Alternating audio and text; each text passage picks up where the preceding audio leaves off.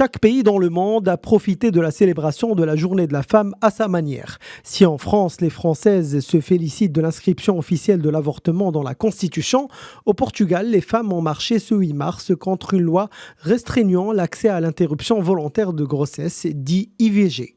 En Allemagne, les femmes ont revendiqué plus d'égalité dans les rapports hommes-femmes et ont dénoncé les inégalités salariales entre hommes et femmes. Au Royaume-Uni, les femmes ont quant à elles tenu des sit-ins en soutien à la femme palestinienne. Elles ont dénoncé les atrocités qu'elles subissent au quotidien à cause de la guerre, notamment les accouchements sans anesthésie. Dans leur sit-in, elles ont représenté les femmes palestiniennes comme des fleurs qui ont besoin d'énormément d'attention de la part du monde entier, sinon elles risquent de se faner et de périr dans l'oubli. Idem au Liban, où les Libanaises ont tenu une marche appelant au soutien de la femme palestinienne qui souffre le martyre et qui devrait être la priorité numéro 1 des leaders mondiaux.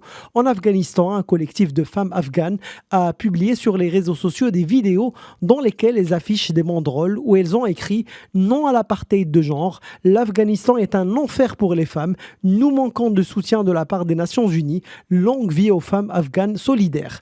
En Indonésie, les femmes se plaignent de l'inégalité au travail, principalement l'inégalité des tâches et des salaires. En Ukraine, la célébration de la femme se déroule dans une ambiance assez morose. Si les quelques soldats qui ont fui la guerre ont pu regagner leur pays et acheter des roses pour leurs femmes, la plupart des femmes ukrainiennes n'ont pas vu leur mari partir en guerre. Cela fait maintenant plus de 2 ans, une absence qui les ronge et les laisse sans revenu aucun, avec des enfants sans scolarisation ni avenir clair. En Palestine, enfin, sans surprise, les femmes gazaouis n'ont pas de célébration pour la journée de la femme.